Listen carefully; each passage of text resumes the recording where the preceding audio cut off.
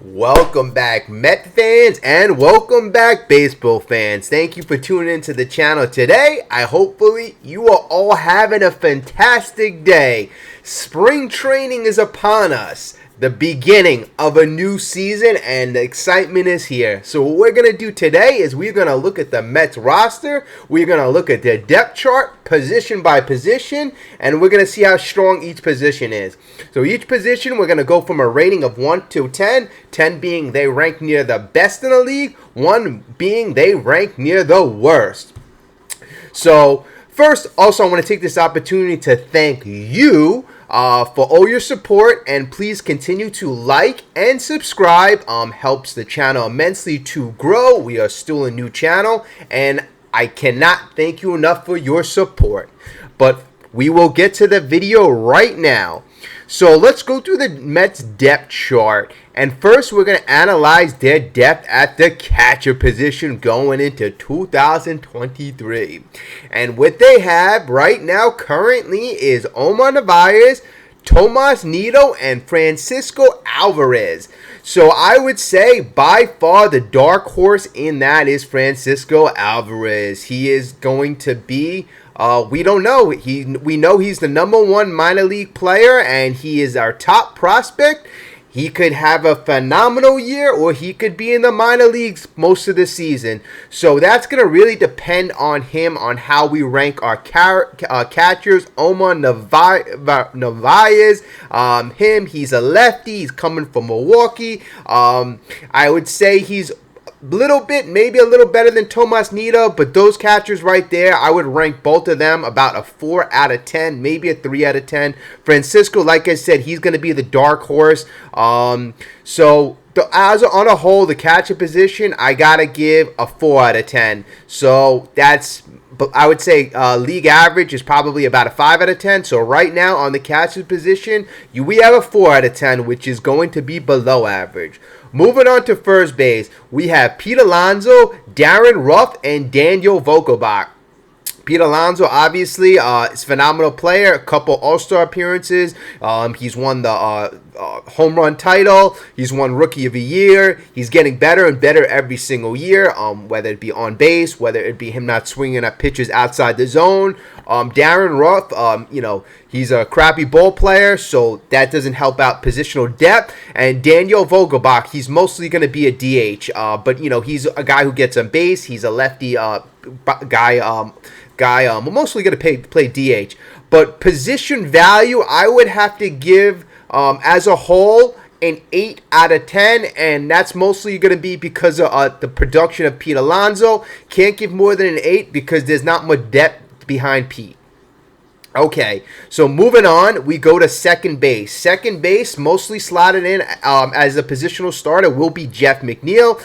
He's a returning batting champion, 2-time All-Star. So we have a phenomenal start there. Jeff McNeil has a great eye, great on-base guy. He also has positional versatility as well. So we are looking at second base, but it does increase the value that the guy could play all over the place. Behind him, we have Luis Guillermo. And Luis is also, I would say he's probably the best backup on the team, because you're going to see going through this video that Luis backs up a couple positions. And after Luis, we have Danny Mendak, which is a minor league ball player right now. So positional value at the second base position, I would have to give 7. So moving on to shortstop, we have starting at shortstop, we have Francisco Lindor, Luis Guillermo, and Ronnie Mauricio. Again, we have Luis backing up Francisco. Francisco last year had his best season with the Mets, 25 home runs, 106 RBIs. The guy was phenomenal.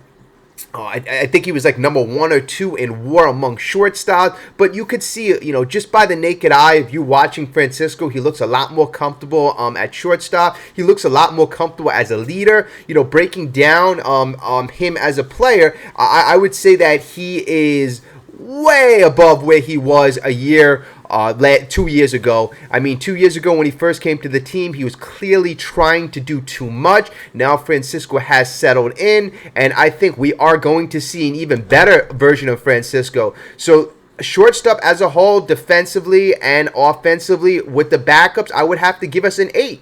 I would have to give us an 8. Okay, moving on to third base, and this is where it gets a little shaky because this is where we need help, and there is potential, which just like the catcher's position is going to depend on a guy we're going to talk about momentarily. So starting right now, we have slotted in Eduardo Escobar, who didn't do so great last year. Had a phenomenal September. I remember that. He did great in September, but before that, like, he left a lot to be desired. He didn't have much power to display. His defense was mediocre. Once September came along, he did well. He finished the season with great, not great numbers, but okay numbers. But I did expect a lot more from Eduardo. Luis Guillorme is slotted to be the third base, and I do like Louis. But this is going to be the dark horse, Brett Beatty. And you know what? I did mention that Eduardo would be the starter, but you know what? If Brett Beatty has a good spring training, I personally would start Brett Beatty. I just think that Buck might stick with Eduardo, but in my personal opinion, this whole third base ranking is going to depend on Brett Beatty. Brett, if he turns out to be the talented guy that he's said to be in the minor league, I mean, I do like him because it seemed like he's a guy with good plate discipline. He's a guy with a high on-base potential. He does hit the ball hard. So I do think that Beatty is going to actually be a talented player. And I'm excited to see how he does this year. But as a whole, right now, I would have to give the third base position a 5. Because we don't know what Beatty is. And Eduardo, he's hit or miss. So we would have to say they fall right in the middle of mediocre. That's what it is. All right, moving on to left field. Left field, we have Mark Hanna, Tommy Pham, and backup Jeff McNeil. So I would have to say that positional depth-wise, we're actually pretty decent in left field. Tommy Pham, not a great ball player anymore, but you know what? As a fourth outfielder, I think we'll be okay.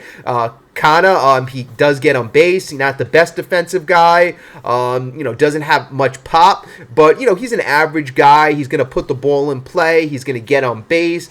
He's a hard-nosed player, so I do like Kana and McNeil and Pham as the backup. I do think that provides a lot of depth. So I would have to say we are better than average at that position. So I would give that position a 6. Okay, moving on to center field. And center field, we have Brandon Nimmo, Starling Marte, and Mark Hanna. So that we actually have Brandon Nimmo, which he actually is a phenomenal player in my opinion. He's gotten better and better every year. He's the definition of hustle, and he actually is the definition of, if you work hard every year, you will get better and better. He was rewarded this offseason with an 8-year, $160 million contract. That kind of surprised the heck out of me because, Brandon, I didn't think he was going to get that much, but he provides a lot of value to the team. How he starts and he leads off the team at the beginning of the lineup, him getting on base, his attitude, his eye, his discipline, his defensive prowess in the outfield, getting better and better. Brandon Nimmo is an underrated guy in the past. I think now teams aren't sleeping on him, but I think he is going to be a future all-star. I think a lot of things this next 8 years, we're going to have a great Met on our hands. He's going to be a lifetime Met. Starling Marte backing up the center field position. What can I say about Starling? We're going to talk about him soon. And Mark Hanna backing up him. So we have good positional depth there. We have potentially an all-star starting there. So I would have to give the center field position a 7.5. We have great depth and we have a great starter. Moving on to right field, we have Starling Marte, Jeff McNeil, and Mark Hanna. So, you're going to notice a lot of the guys in the outfield are interchangeable. But Starling Marte, he's an all-star coming off last year, and we saw the impact Starling brought to the team. He elevated the team to a different level at the end of the year without Starling in the lineup. We saw that the lineup just wasn't the same into that Braves series. I know he came back in the playoffs against the Padres, but you know what? The guy was coming up an injury. He clearly wasn't 100%. Starling Marte was a great signing. was a great signing, and that really I got to give a lot of credit to the scouting staff. They found their guy, and they're looking for certain guys to be on the team. Starling Marte is a winning player. He's got a great presence in the clubhouse as well. He can hit. He can field. He's like a 5-tool player. I know he doesn't have the power, and the average are just kind of like mediocre, but he does everything else like really above average. And like I said, Jeff McNeil and Marcano are going to be the backup, so there's good positional depth there. So I would actually give right field, considering we have 2 All-Stars there, and the value, there's a lot of value here, and there's a lot of winning players in this position. So I would actually give this position an 8. Okay, so DH, we have Daniel Vogelbach, Darren Ruff, and Tommy Pham. So Daniel Vogelbach, you know, he is limited in the fact that he excels against righties, not so much against lefties, but he's really good against righties. He's great at getting on base. He has a great eye. You know, he does have good pop. Darren Ruff is just horrific. I'm not even going to get into him. And Tommy Pham is going to be the backup DH. So not too much on the DH position. I'm going to give it right now. I'm going to give it right now an average. Maybe 5.5. And I know people are saying, hey, you know what? You're being a little tough. I don't see any 9s and 10s. You know what? 9s and 10s. We don't have any elite legendary players. We don't have like 2 elite, players at a position. So in my opinion, we can always get better. So that's why I leave room for improvement. Okay. So starting pitcher. This is where I think we're going to get a little more approval from my grades. We have Justin Verlander, Max Scherzer, Kodai Senga, Jose Quintana, Carlos Carrasco, and then we have depth of David Peterson and Tyler McGill. We also have guys in the minor leagues as well, but this is what we have in the rotational depth chart for starting pitchers. And I'm actually pretty happy with that. I think we rank near the top of the league, so as high as we rank or closer we are to the top of the league, that's as close as we're going to get to the 10. So I'm going to say we are an 8.5 in the starting pitcher. Justin Verlander, I'm hoping he can stay close to that Cy Young caliber performance. Max Scherzer, hoping he can stay healthy. Kodai Senga, it's going to be a first time in the league, but you know what? I think it was a chance worth taking. The guy has stuff, good stuff. I mean, scouting reports I've read, he can hit 97, 98. He has a phenomenal A+ fork ball.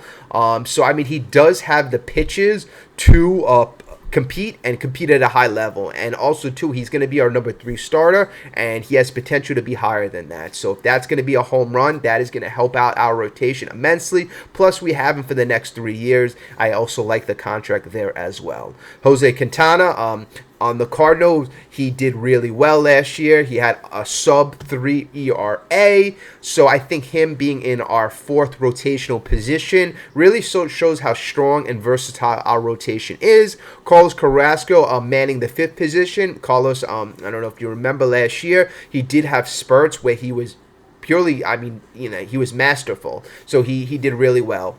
David Peterson, he's going to be filling in a lot. I mean, he's set right now as the 6th guy, but you're going to see when we rest guys or when guys are hurt, David Peterson's going to slot right in. I believe he had a K per 9 rate of around 10, so the guy strikes out a lot of batters. He's a lefty. We do need that type of versatility in our rotation. And Tyler McGill, I mean, he's going to be our dark horse. Tyler McGill, at certain times, he showed flashes of dominance, but then he also showed flashes that he's a rookie and that he isn't as experienced. But I think as time goes along, Tyler does have good stuff, and there are surprises and potential there. So again, 8.5 on the starting rotation.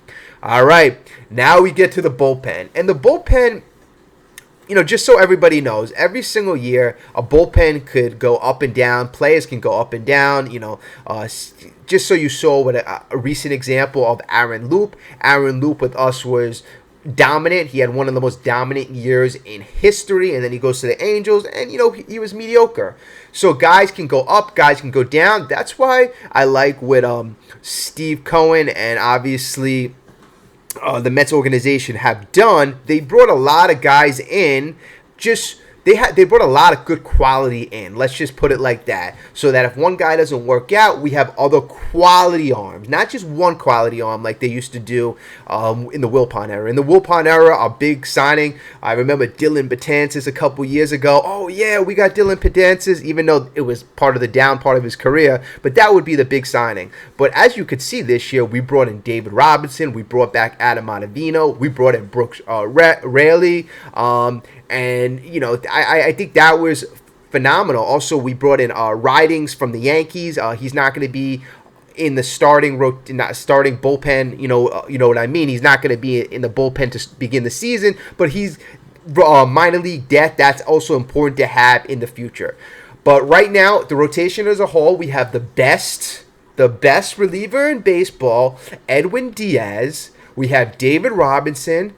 We have Adam Ottavino. We have Brooks Raley, the lefty. Drew Smith. And then we're going to round out. We're going to have Tommy Hunter, Jeff Brigham, Eliza Hernandez, Zach Green, and Steven Nagosic. So, I mean, like, we have guys here who I think are established and guys who we can rely on, guys who we don't have to worry about. And if one guy fails, we have other people to pick them up. So the bullpen I actually really do like, and I do think we are towards the top of the league in bullpen. There might be one or two bullpens that you could say are better, but I'm going to have to give the bullpen a 9. So the highest grade on the team I do give our bullpen, and you know what? Might not be the bullpen right now as our biggest strength, but I do think they are going to be a strength.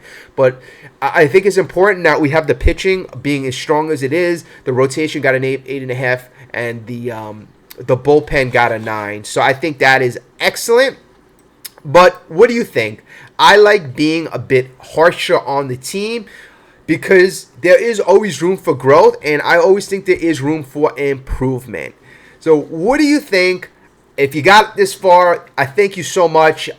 This is something I'm going to be watching and monitoring every day. I'm excited to see spring training, and I know you're excited as well. But thank you so much. If you got into the end of this video, you are the best. And like and subscribe. Thank you so much, and have yourself a great day.